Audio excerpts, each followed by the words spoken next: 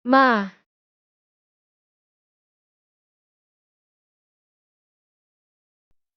hindi mo ba sinabing gusto mong magbayad? E di maging boyfriend mo ako.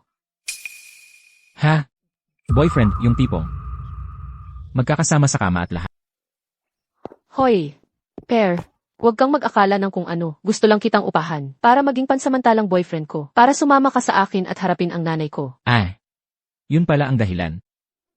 Akala ko nga umibig ka sa akin sa unang tingin.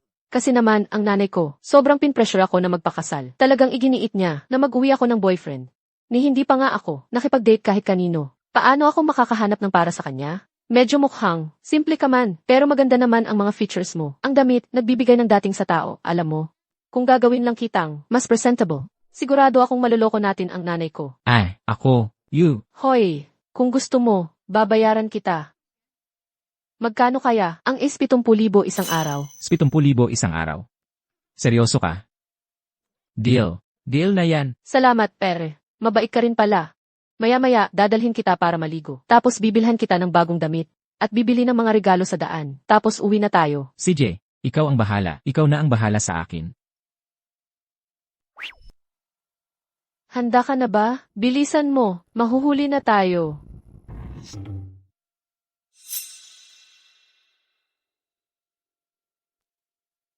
Ikaw, bakit ka lumabas na walang suot? Seryoso. Hindi ko inasahang, yung lalaking nakita ko, sa kalye ay ganito kagwapo.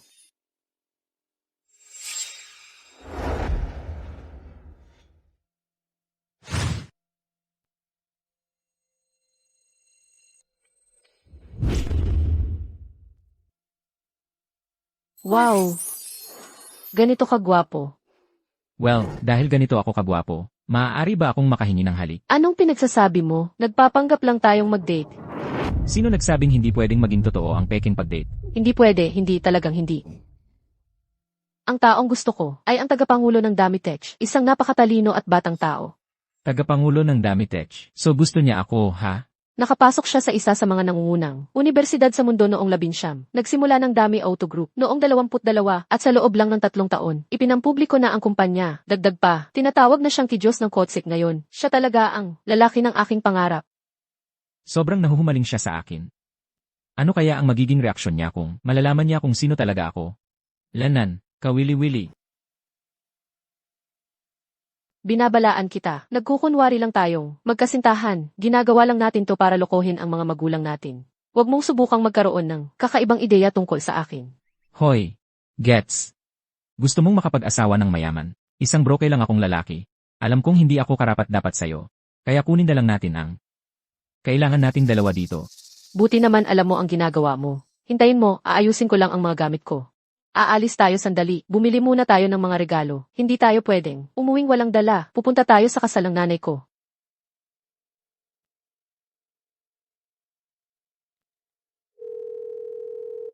Secretary Lay. Maghanda ka ng regalong nagkakahalaga ng 4,100,000 dolyar, original. 30 milyon yen para sa akin. Ipadala mo sa pamilya Zen sa Madya. Gaw sa ngalan ng Damitech. Naiintindihan. Pero chairperson, hanggang kailan mo balak magkunwaring mahirap? Kapag tama na ang panahon, sasabihin ko sa lahat kung sino talaga ako. Kapag nakita mo ang nanay ko mamaya, siguraduhing sobrang magalang ka. At saka, kahit anong gawin mo, huwag mong sabihin, wala kang bahay. Sabihin mo lang na may kumpanya ang pamilya mo. Sabihin mong kumikita ka ng mga ilang daang libo kada taon. Pero ang totoo, bilyon ang kinikita ko taon-taon. Hindi ba naman sobrang pagsisinungaling? Teka, alam kong tiyak na hindi ka kumikita ng ganoong kalaking pera. Pero ito ay para lang, masaya ang nanay ko. Pagkatapos nating maloko siya, maghihiwalay din naman tayo. Ano nang masama doon? Sige na nga. CJ, magta-transfer ako ng 2,760 dolyar original. 20,000 tiyan sa iyo sa Venmo at ibibigay mo iyon sa nanay ko pagdating ng panahon. Ay wow! Salamat sa inyong lahat, mga kaibigan at kapitbahay. Ngayong araw, narito kayo sa aming pangalawang kasal. Maya-maya, kumain, uminom, at magsaya kayong lahat. Huwag kayong mahiya. Ha ha ha. Tama, mga kasama, kumain, uminom at magsaya kayo. Sige, kumain na kayo, huwag tumigil ang mga tinidor. Si Mang Lee mula sa Backstreet ay nagbigay ng 69 dolyar bilang regalo sa kasal. Si Mang Wang mula sa katabing baryo ay nagbigay ng 137 dolyar bilang regalo sa kasal. Maligayang bati, Kayo naman. Kasalan namin ito. Nagdala pa kayo ng regalo. Tuloy po kayo. Tuloy po kayo. Ha ha ha. Isulat mo sa ledger. Haha. Anak sa binyag ni Yushen, si Xia Sanlan, ay nagbigay ng $8,238 bilang regalo sa kasal. Aba, $8,238. Ang galing, hindi ko inaasahan na ang pangalawang kasal ko ay magpapasaya sa akin dahil sa kabaitan ng aking asawa. Ha ha ha. Nako, aking napakabuting anak sa binyag. Pagdating mo pa lang, sapat na. Hindi mo na kailangang magdala ng regalo. Ha ha ha. Ninang, nag-ante. Ako ng 25 taon para dito. Sa wakas ikinasal ka na. Siyempre kailangan kong maghanda ng espesyal na bagay. Oh. Nasaan si Shinshin? Ma. Dinala ko na ang iyong manugang. Ma, ito ang boyfriend ko, si Chen Bin. Ito ang nanay ko. Ito naman ang nobyo ng nanay ko. Ang magiging stepfather ko, si Kyu Hao. Kumusta po, tita? Kumusta po, Tio Hao? Ikinagagalak kong makilala kayo. Ito po, kaunting pasalubong lang. Ayos, ayos, ayos. Mabuti. Mapalad talaga sina Tia Yu at Tio Hao. May napulot na manugang na gwapo at presentable. Mukhang galing sa magazine. Napakaputi at maayos tingnan. Talagang lumaki sa lungsod. Siyempre, doon ipinanganak at lumaki. Ganoon ba? Ay wow. Kaya ang pamilya ng manugang, mukhang maunlad. Hindi ba? Chen Bin, ano ang trabaho ng mga magulang mo? May pabrika ang tatay ko. Ang nanay ko naman, naglalaro lang ng baraha. Namimili at ganoon lang kapag libre. Ang gaan naman ng buhay.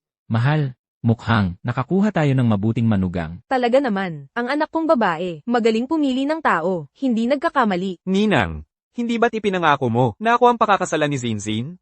Bakit may bagong manugang? At mas gwapo pa sa akin? Hala, iba na ang panahon ngayon, ang mga kabataan. Ang importante lang sa kanila ay ang pagkakaintindihan. Pero si Zinzin, hindi kanya gusto, hindi mo mapipilit ang pag-ibig. Ninang, sinasabi mo ba na nagbago ang isip mo? Lahat ng Red Along dinala ko sa inyo tuwing pista. Walang kabuluhan lahat yon. Ano ba ang gusto mong sabihin? Hala, sa susunod, tutulungan ka ng ninang na humanap ng mas mabuting babae sa baryo. Huwag kang magpakatigil sa iisang pagpipilian. Sige na. Hindi na. Si Shinshin lang ang gusto ko. Bata pa lang ako, gusto ko na siya. Kung hindi siya, wala akong pakakasalan. Gusto ko lang siya, wala akong pakialam. Gusto ko lang siya, wala akong pakialam. Hoy, tumayo ka ngayon. Ay, ang kulit mo, tumayo ka. Sige na, tumayo ka. Nako, kung makita ka ng mga tao, tatawanan tayo. Ninang, nangako nga ako sa'yo. Pero si Shinshin, may boyfriend na siya ngayon. Xia Sanlan, pwede ba? Tigilan mo na ang nanay ko. Palagi, sinabi ko na sa'yo dati, hindi kita gusto. Bakit hindi mo ako gusto? Hindi ba ako kasing galing niya o ano? Ang boyfriend ko, mas magaling lang siya sa'yo. Saka, taga-syudad siya. May city residence permit siya. Mayaman ang pamilya niya. Ikaw, tigilan mo na ang pagpapanggap. Baka hindi ako gwapo, pero matalas naman ang mata ko. Malinaw kung nakita kayong dalawa na nakasakay sa tricycle pauwi. Palagi sinasabi ng nanay ko, yung mga tunay na mayaman, nagmamaneho ng sariling kotse. Totoo yan. Kanina sa may pasukan ng barangay, nakita ko yung pangalawang anak na babae ng pamilyang Yu, at yung boyfriend niya, nakasakay din sila sa tricycle pauwi.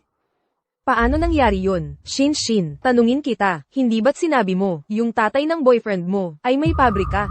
Ninang.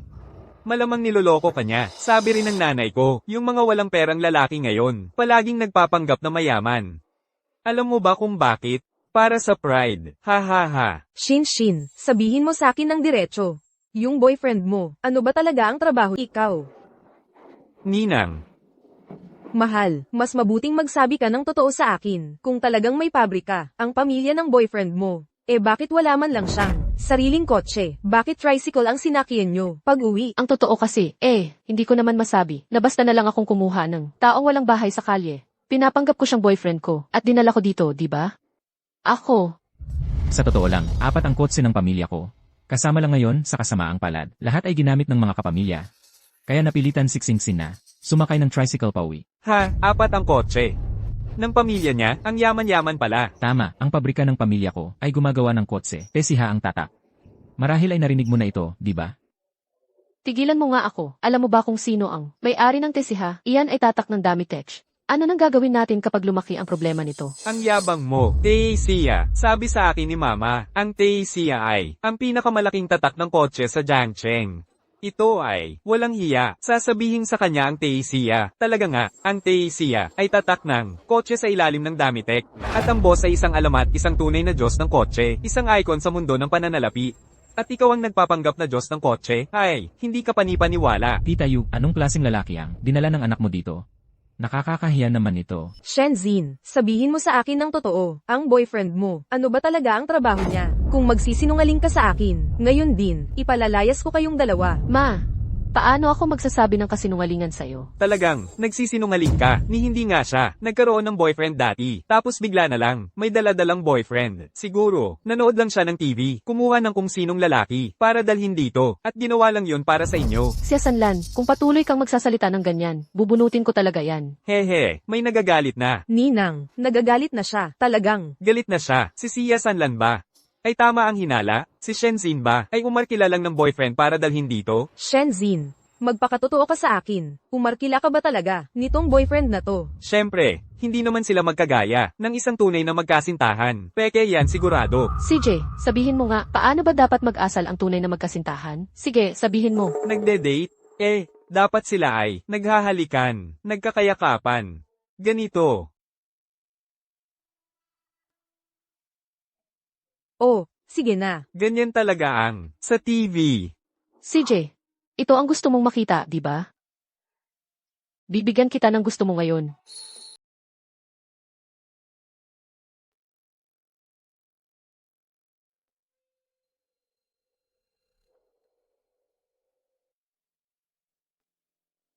Ay wow, ang lalakas ng loob ng mga kabataan ngayon.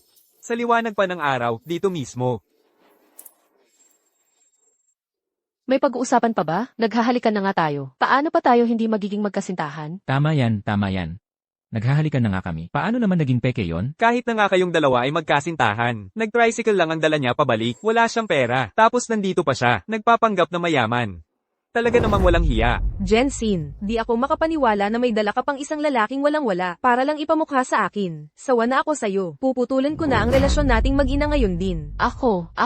Shenzin, sobra ka namang nakakainis. Sabihin mo na lang, ang boyfriend mo ba, may pera o wala? Sige na, sabihin mo na. Mga kababayan, mga kapitbahay. Tama na ang pagpapanggap ko. Oras na para ilabas ang lahat.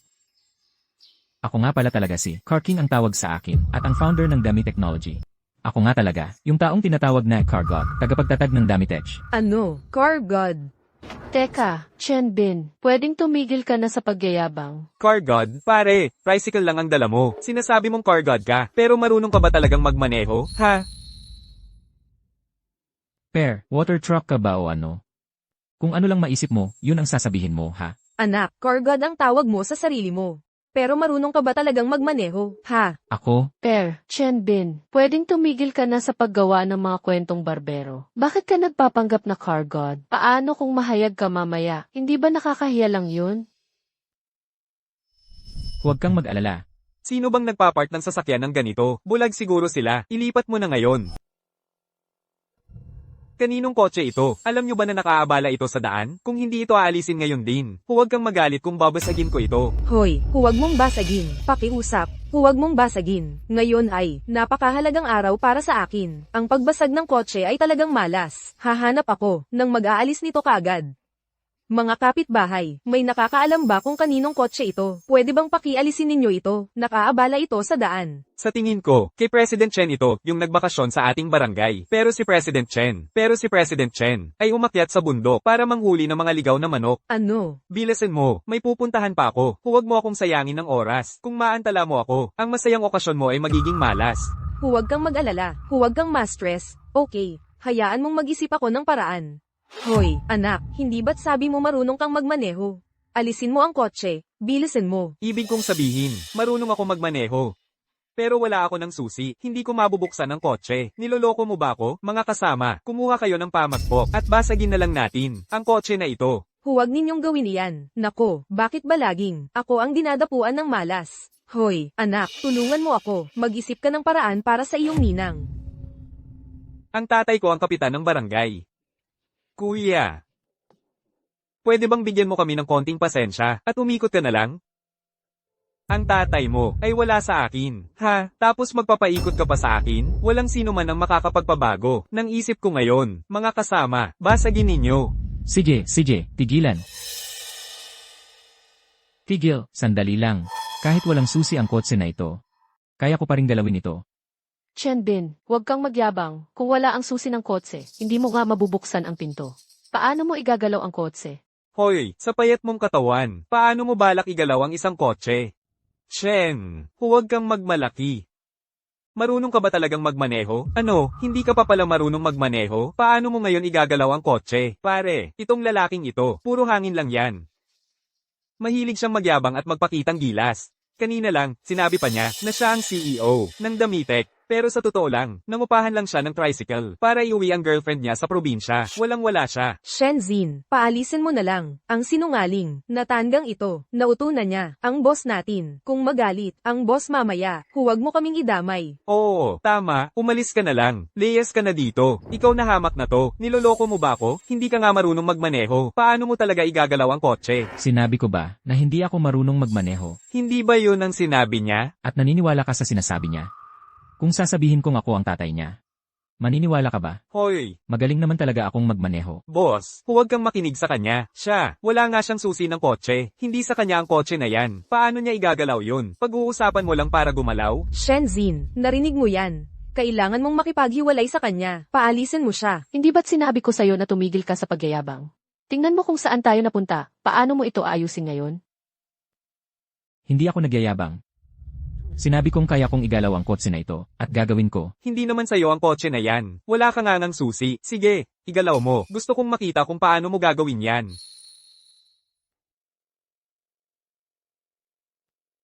Ang ordinaryong tao ay kailangan ng susi ng kotse para maigalaw ang isang kotse. Pero ako ay dalubhasa sa kotse.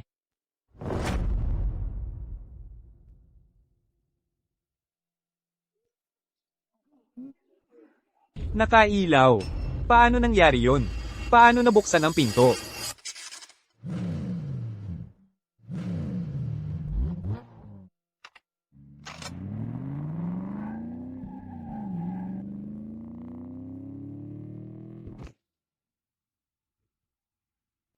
Aba, ang galing naman. Ginawa niya talaga yung stunt doon. Hindi pala siya nag-i-exaggerate. Marunong talaga siyang magmaneho. Paano nangyari yun? Bakit hindi posible? Para lang ba sa paghinga ang mga mata mo? Hindi mo ba nakita ang boyfriend ko? Magaling na magaling siyang magmaneho. Zin, totoo bang may negosyo ang pamilya ng boyfriend mo? Ang pamilya nila ay may 4 na kotse. Siguro nga, tama ka siguro.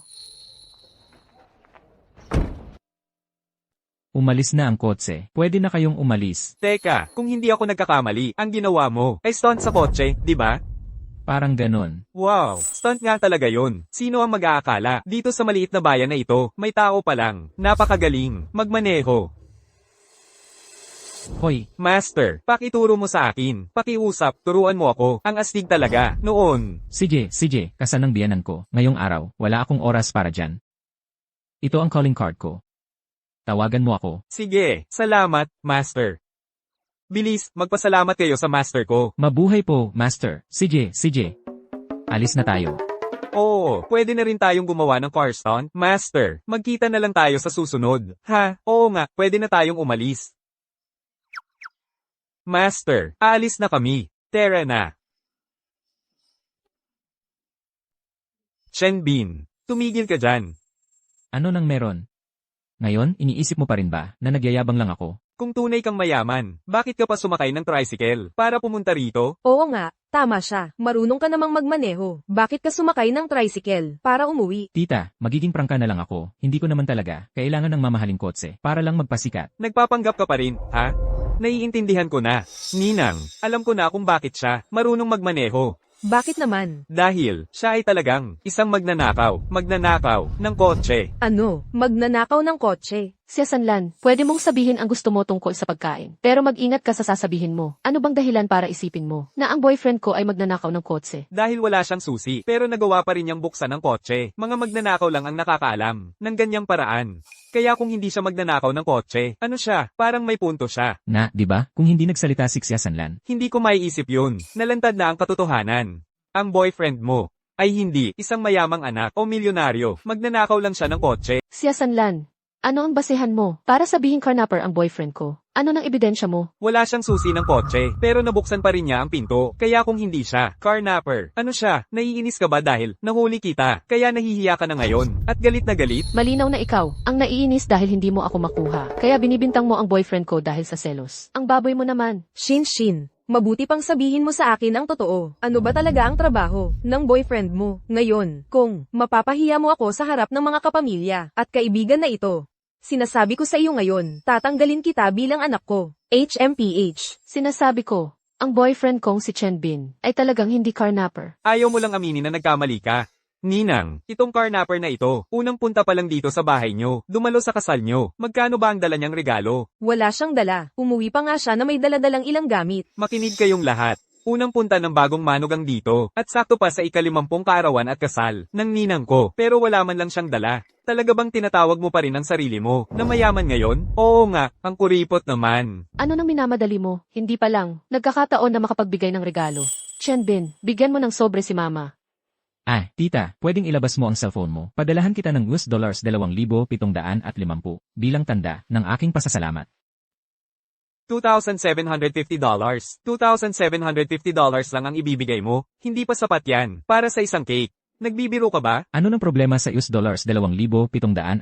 Anong problema sa pagbibigay ng $2,750? Teka, bilang inaanak, nagbigay ako ng $8,250. Pero ikaw, bilang bagong manugang, $2,750 lang ang inilabas mo. Kung ako sa iyo, kukunin ko na lang ang mumurahing daladala mo at umalis ka na ngayon di. Ano naman kung nagdala ka ng 60,000? Bakit akala mo may karapatan kang magmalaki rito? Sinasabi ko sa'yo, itong 20,000 ay pampagana ko lang. Ang totoong regalo ko, 10 milyon ang halaga, ay paparating na. Ano? 10 milyon. Ikaw talaga ay isang maruming hito lang, tumatalon sa dagat, nagpapanggap na isa kang seafood. 10 milyon. Nakita mo na ba talaga ang 10 milyon? Oo. Bakit napunta si Shenzhen sa piyasong ito, ang laging sinasabi, ay 10 milyon. Sa totoo lang, kahit sasakyan ay hindi niya kayang bilhin. Wala talaga siyang pera. Eksakto. Sin, dapat sabihin mo sa kanya na umalis na lang siya rito. Tigilan na ang pagpapahiya sa atin.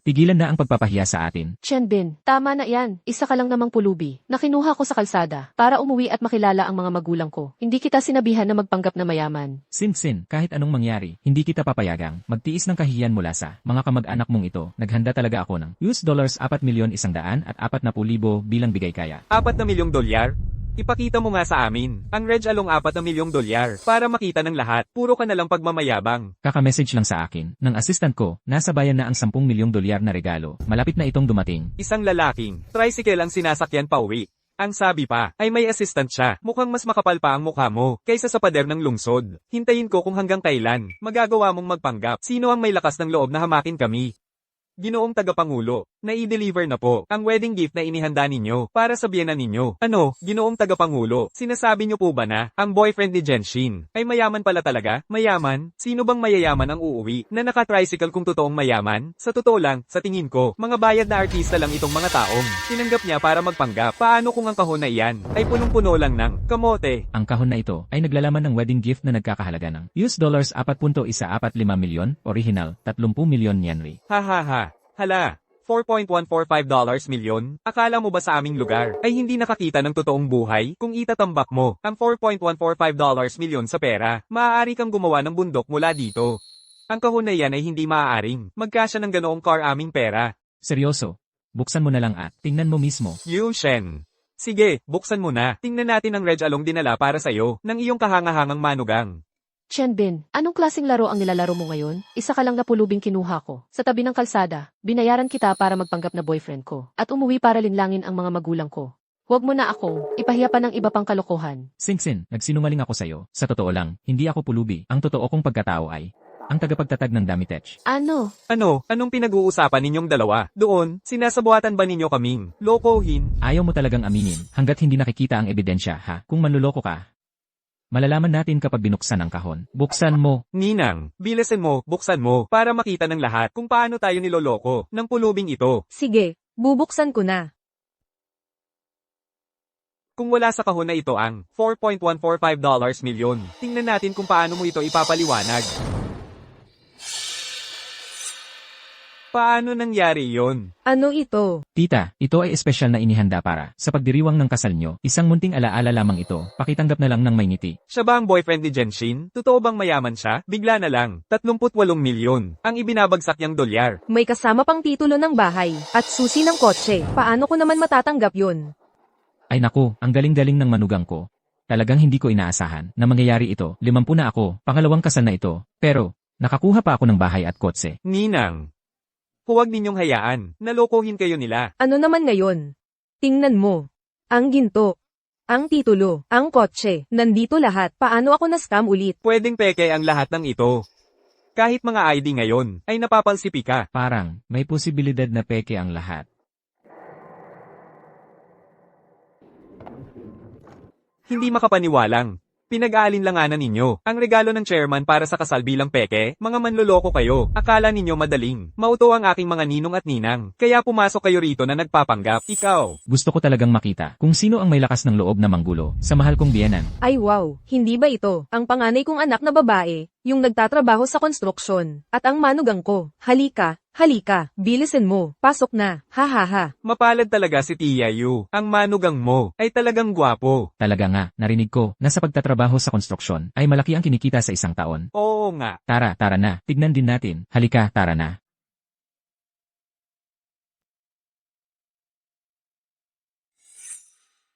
Chenbin, bakit ka nandito? Inay, ito ay maliit na regalo lang mula sa amin ni Yansya, pagbati sa iyong masayang kasal. Kayong dalawa, ang pag-uwi ninyo ay sapat na para ikagalak ko. Bakit pa kayo nagdala ng regalo? Mahal, ang manugang natin ay alam na alam ang pagpapakitang gilas. Hindi lang yan. Naghanda rin kami ng dagdag na bagay para sa iyo. Mayroon pa.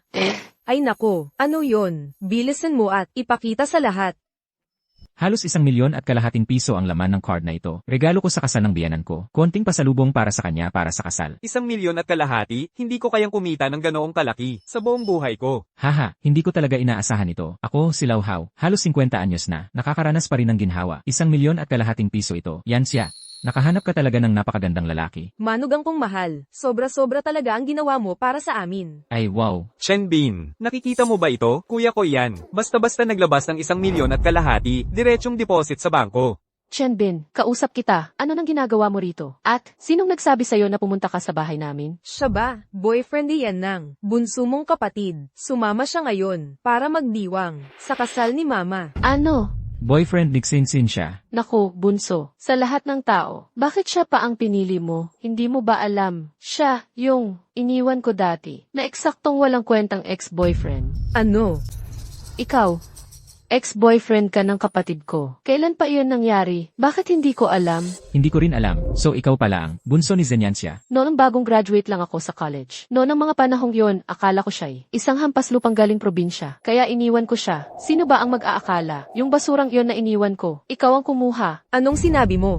Sabi mo siya raw ay isang hampas lupang probinsyano lang. Pero sabi ng kapatid mo siya raw ay mayaman, di ba? Anong mayaman? Wala nga siyang trabaho eh. Noong mga nakaraang araw lang, nakita namin siya sa lungsod, namamalimos sa tabi ng daan. Seryoso. Yank siya. Yan siya. Di ka nagbibiro, di ba? Pulubi pala siya. So siya pala ay isang taong walang tirahan na namam-alamos sa kalye. Hindi naman siya mukhang pulubi.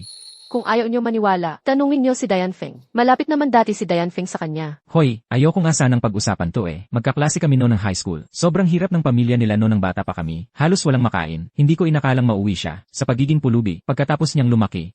Chenbin, seryoso, kung gusto mong maging pulubi, bahala ka. Pero bakit mo kailangang takasan? Ang hipag ko, yang Diane Feng. Saan ka humugot ng kapal ng mukha? Para tumayo dito at utusan ako, mukhang hindi mo talaga alam kung gaano kalakas ang puwersa ko ngayon.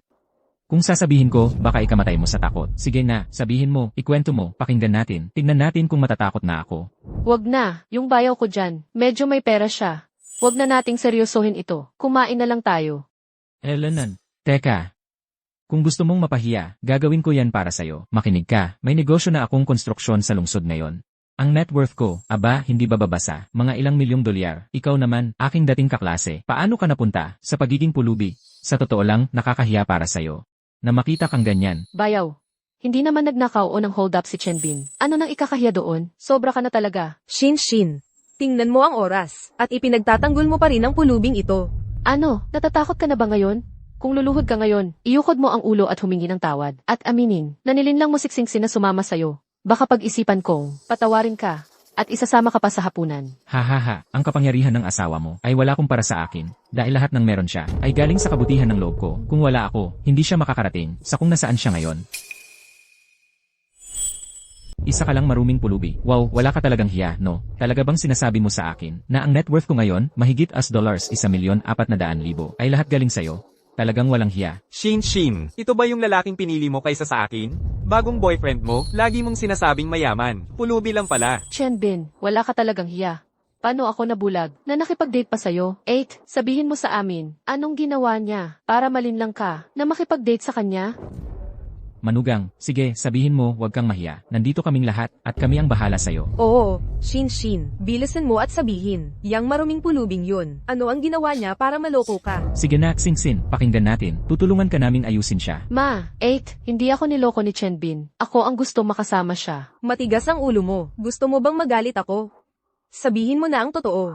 Ano ba talaga ang ginawa ng maruming pulubing yun para ma-brainwash ka? Og, Shin. Kumpirmado na ng ate at kuya mo, pulubi talaga. Siya, pulubi lang talaga. Hindi ako makapaniwala na gusto mo pang ipagtanggol siya. Paano nyo nasabing pulubi ang aming chairman? Mukhang gusto nyo ng gulo. Sino ka ba? Usapang pamilya ito. Wala kang pakialam at para malaman mo, nagpapatupad kami ng hustisya dito. Ako ang secretary ng chairman ng Dami Technologies.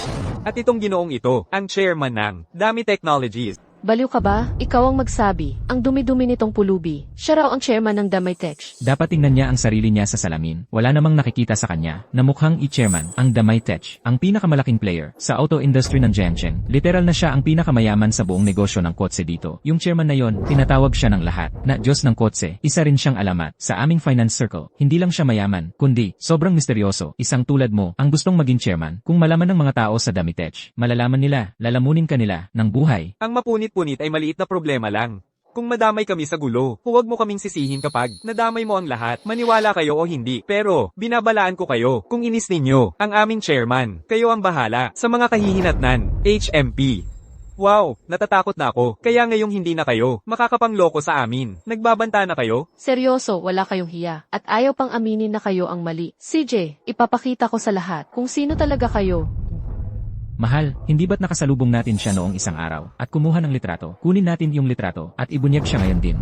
Chenbin, nagkunwari ka lang na, boyfriend ko, at umuwi dito para lokohin ang mga magulang ko dahil gusto mo akong tulungan. Kaya wala itong kinalaman sa iyo. Umalis ka na, ako na ang bahala sa kanila. Ayos lang. Huwag kang mag-alala. Tara, halika kayo at tingnan ninyo. Itong lalaking ito ay isang maruming pulubi lang. Si Chenbin na ito ay tunay na pulubi. Hoy, ikaw, maruming pulubi. Naglakas loob ka pang magsinungaling sa amin. Nagpapanggap na mayaman. Hindi ka panipaniwala. Ngayon, ang pangarap kong maging binubuhay na lalaki ay tuluyang nawasak. Og, Ninang. Matagal ko nang sinabi sa inyo, isa siyang tunay na manloloko, pero wala sa inyo ang nakinig. Talagang naniniwala kayong may pera siya sa bahay. Sabi niya bibigyan tayo ng $413,000. Lahat iyon ay gawa-gawang katarantaduhan lang. So ang sinasabi mo, kahit ang mga regalo mula sa pulubing iyon, ay peke rin? Hala, ang pamilya Shen ay talagang napahiya ngayon. Nakakahiya talaga. Sobrang nakakahiya. Hindi ko kayo matitigan. Ikaw, walang kwentang manloloko. Kunin mo ang mga pekeng basura mo, at umalis ka sa harap ko ngayon din. Ma, pakiusap, kumalma ka. Naniniwala ako kay Chenbin, hindi possible na magsisinungaling siya ng ganoon. Siguro ay mayroong pagkakamali lang dito. Tita, pakiusap, kailangan mong maniwala sa akin. Kung talagang ayaw mo ito ngayon, magsisisi ka sa huli. Ikaw, maruming pulubi, binigyan mo ako ng peking gamit, at nang ahas ka pang manakat sa akin. Shin, totoo ba ito? Niloko ka ba niya para makasama siya? Ngayon, kailangan kong ayusin ito sa kanya. Ate, sige lang, sabihin mo, kung nangahas ang lalaking ito, naguluhin ka, hindi siya makakalabas ng pintong iyan ngayong araw. Tama, nandito kami para sa'yo. Hindi. Hindi ako niloko ni Chenbin. Sarili kong desisyon iyon. Hayaan mong sabihin ko sa inyo ang totoo. Hindi niya talaga ako boyfriend. Nagbayad ako para upahan siya. Maging totoo na ako sa inyong lahat. Hindi talaga siya boyfriend ko. Inarkila ko lang siya. Pero idea ko iyon. Ako ang nagpapatulong sa kanya. Wala siyang kinalaman. Sa lahat ng ito, tigilan niyo ang pagtatanong sa kanya. Inarkila mo siya. Ano nang sinabi mo? Sinabi mong gumastos ka para upahan tong lalaking walang bahay bilang boyfriend mo at dinala mo pa dito para lokohin kami? Hindi yon panloloko. Kasi sobrang pinipilit ako ni mama na magpakasal. Grebe, wala na akong ibang maisip na paraan. Ewan, pero hindi kasalanan to niya. Ayan. Sabi sa inyo nagpapanggap lang sila. Ayaw nyo maniwala. Anak ka, nawawala ba sa sarili mo? Ba't mo pa inarkila ang isang lalaki? At dinala mo pa dito? Kasi naman, sobrang pinipilit mo ako. Tungkol sa pag-aasawa, wala na akong magawa, kaya nagpaarkila na lang ako. Nakakagalit ka talaga. Napahiya na ang reputasyon ko dahil sa'yo. Shenzin. Ngayon siguradong hindi ka na makakapag-asawa, di ba? Nagpaarkila ka pa ng lalaki at dinala mo dito. Nagpakamalandi ka pa. Tama. Ang ganda-ganda mo, tas isang lalaking walang bahay ang nahanap mong boyfriend. Nakakahiyayan kung kumalat ang balita. Hoy, ano nang sinasabi mo? Talagang itong tambay na to, ang nanloko sa kapatid natin, gamit ang matamis na salita. Chen Bin, maging totoo ka. Paano mo, naloko ang hipag ko? Tama na, tigilan niyo na, naipaliwanag ko na, hindi niya ako niloko. Ako ang umarkila, sa kanya. Chen Bin, pasensya na talaga. Gusto sana naming dalhin ka dito, para sa masarap na pagkain. Pero imbes na yon, dinaanan mo pa ang ganitong gulo. Heto ang 3,450 pesos. Kunin mo, umaalis ka na. Salamat sa lahat ngayong araw. Sa totoo lang, ginusto ko rin naman yon. Pwede kitang upahan ng libre habang buhay. Salamat. Nang lahat ay nagdududa sa akin. Ikaw lang ang nanatili sa tabi ko, ipinagtanggol ako, at nanalig sa akin, sa tingin ko. Baka talagang nahuhulog na ang loob ko sa'yo. Magiging girlfriend mo ba ako? Hayaan mong protektahan kita habang buhay. Bitawan mo ako. San Ben? Isa ka lang maruming pulubi. Ano bang akala mo karapat-dapat kang pakasalan? Ang kapatid namin, ang napakagandang babaeng ito. Tama, hindi ka karapat-dapat hawakan. Ang daliri ng hipag ko. Umalis ka na lang dyan. Tumahimik ka kung hahamakin mo ulit ang aming CEO. Kakasuhan namin kayo. Siya, isang siye. Anong klaseng siye ang lumalabas para mamalimos? Dahil napakaraming pera ko, napakarami. Imposibleng magastos lahat. Kaya nga ako, nagpapanggap na pulubi para lang makita kung may tutulong sa akin. At pagkatapos, tinutulungan ko sila. Baguhin ang kanilang kapalaran. Ganun pala. Ganun tayo nagkakilala. Eksakto, nakilala kita. At pagkatapos noon, ganap akong nahumaling sa iyong kabaitan. Sa tagal kong nabuhay, at sa totoo lang, ito ang unang beses na narinig kong magmayabang ang isang tao na masyado silang yaman para magastos lahat. Kaya nagpapanggap silang pulubi. Bakit hindi ka na lang pumunta sa buwan? Ha ha ha. Pinatawa mo talaga ako. Sa buong taon, isang pulubing nahuli. Sa akto. Pinagpipilitan pa rin. Panggagaya lang lahat ito. Wala kang kahihiyan, hindi ka welcome sa kasal ko. Tama, tigilan mo na ang pagpapahiya sa sarili mo dito. Huwag mong sirain ang aming mood. Umalis ka na. Alis. Paano ninyo nagawa ang lahat ng ito? Kasalanan mo ito lahat. Ipalabas mo siya ngayon. Chen Bin, pasensya na. Ang nanay ko at ang iba pa. Sobra na talaga ang ginawa nila. Tara na. Sino yun? Yung tanggang hindi marunong tumingin sa dinadaanan. Sino ang naglakas loob maggalaw ng kotse ko habang nasa bundok ako naghahanap ng manok? Sino yun? Gusto bang mamatay o ano? Nakikialam sa kotse ko? Kung masira mo yan, kaya mo bang bayaran? Boss Chen, ito yung loser. Siya ang gumalaw ng kotse mo. Magnanakaw ng kotse, sinusubukan niyang nakawin ng kotse mo. At iyon ay kanyang dadalhin. Ano, magnanakaw ng kotse? Sa harap-harapan ko, isang magnanakaw ang nangahas manggulo. Sa sasakyan ko, oo. At binuksan lang niya ang pinto ng kotse, gamit ang kanyang mga kamay. Kung hindi siya magnanakaw ng kotse, ano pa siya? Mas mabuti pang, magpaliwanag ka ngayon. Kung hindi, baka balihin ko ang mga binti mo. Kasi nakaharang ang kotse mo sa daan, hindi makadaan ang ibang mga sasakyan. Kaya ako ay tumutulong lang na igalaw ito. Ang daming tao sa paligid. Lahat nakakita. Sino ang nakakita? Ikaw, nakakita ka? O ikaw, nakakita ka? Boss Chen, nakita mo ba? Gawa-gawa lang niya yan. Wala namang gustong sumaksi para sa kanya. Wala sa amin. Ang nakakita ng kahit ano. Sino ang nagsasabing walang nakakita? Shin. Talaga bang gusto mo ang tambay na ito? Ngayon, ipinagtatanggol mo pa siya. Pakialam mo yan. Malinaw naman, nakaharang ang kotse. Tinutulungan lang ni Chen Bin na itabi ito. Hindi lang kayo tumulong sa kanya. O ipinagtanggol man lang siya. Siniraan pa ninyo siya ng todo. Ang kotse ko ay nagkakahalaga ng $138,000. May back S ito, $138,000. Naiintindihan mo ba ang ibig sabihin noon? Ang mga katulad mo ay walang karapatang hawakan ito. Huwag mong sabihin na itinabi ko lang ito dahil nakaharang ito sa daanan ng iba. Kahit na hinawakan ko nga ang kotse mo, akala mo ba na ako, ang siyi, ng Damitech Group ay hindi kayang magbayad ng US dollars 138,000. Kawawa naman, talagang wala ka sa liga. Manager Tian, magkakilala kami mula pa noong bata. Magkaklase pa kami nung high school. Alam ko ang lahat tungkol sa pamilya niya. Mahirap na siya mula pagkabata. Talagang hindi siya. See you. Hintayin nyo lang. Tama, magkasama tayong lumaki. Kaya naalala ko ang pagkakaibigan natin. Lihim akong tumulong sa'yo, yumaman ka sa mga kontrata, pero hindi ko inasahan na, pagkatapos mong yumaman, nakalimutan mo kung saan ka nanggaling. Ano ang sinabi mo? Sinasabi mo bang, iyong mabahong pulubi ang tumulong sakin para yumaman at magtagumpay? Hindi ka ba nahihiya sa sarili mo? Wala ka talagang hiya. Gawa-gawa ka lang ng kwento, di ba? Akala mo, napakagaling mo. Sa rurok ng tagumpay nila, mag-isa silang nagtagumpay, yumaman ng walang kinalaman sa'yo. Ang lahat ng iyon. Chen Bin, binibigyan kita ng huling pagkakataon. Aminin mong, ikaw ay isang magnanakaw ng kotse. Kung hindi, huwag kang magsisisi sa mangyayari. Yamang pinili mong maging walang puso. Huwag kang magalit kung gagawin ko rin. At ngayon, pinagbantaan mo ako.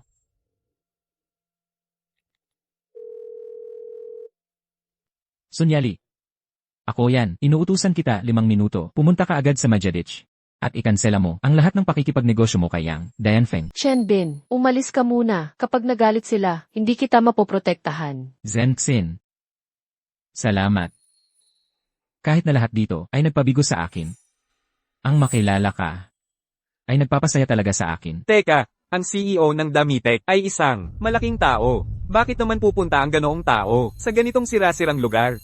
Eksakto. Dami, Tech na si ay laging napapaligiran ng magagandang babae. Maaari siyang magkaroon ng kahit anong tipo ng babae na gusto niya. Bakit siya magkakagusto sa kapatid ko? Hangin lang yan. Isang hamak na pulubi. Walang hiya. Hindi ba't nagyabang lang siya tungkol sa pagpapasara sa proyekto ko? Ginawa ba niya talaga? Nakakahiya naman. Kung lumuhod ka at humingi ng tawad. Ngayon din, baka isipin kong, patawarin ang katangahan mo.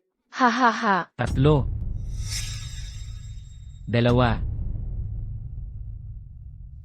May mga taong ayaw tumigil hanggang sa sila'y lubusang bumagsak. Lene, narating na sila. Gusto ko talagang makita kung sino ang maglalakas loob manggulo sa. Ginoong Son, nandito ka na. Siya yon, Ginoong Son, siya nga. Hindi lang niya iginagalang, pinagsismisan pa niya ang chairman. Yang Dianfeng, anong ginagawa mo rito? Gusto kong makita kung sino ang may kapal ng mukha na insultuhin ang chairman. Gusto mo bang mamatay? Hoy, pulubi manloloko, nakita mo ba yon? Ang Yali Group ay nasa likod ko. Kumpara sa akin, hindi ka man lang isang kulisap. Sabi pa niya, napapahintuin ng Yali Group ang aming kabuhayan. Nahihiya ka na ba? Parang sinampal ka ba? Chairman.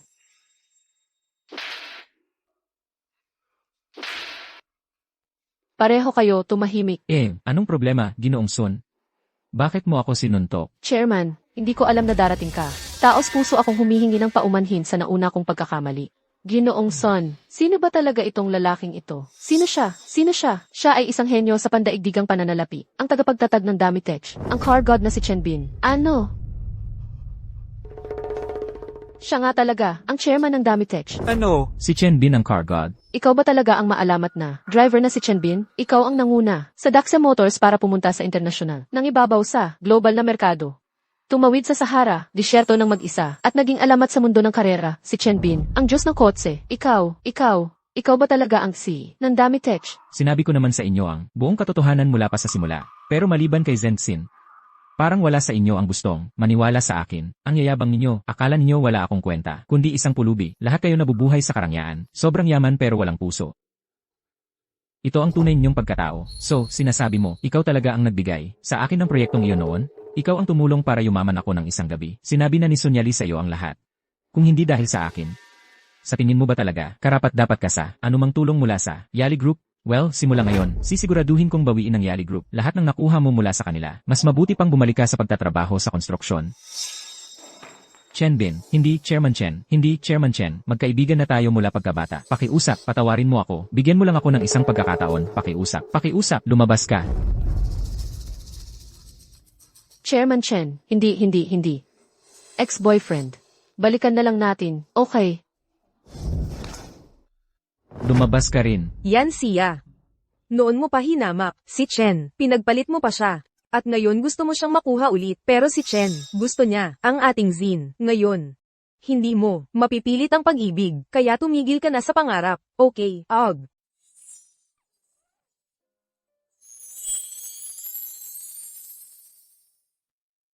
Sin, salamat sa pagiging mabait mo, sa pagpapakilala mo sa akin, nang lahat sila, ay hinamak ako. Ikaw lang ang tumayo para sa akin, pakakasalan mo ba? Ako, bibigyan kita ng kahanga-hangang kasal sa buong mundo.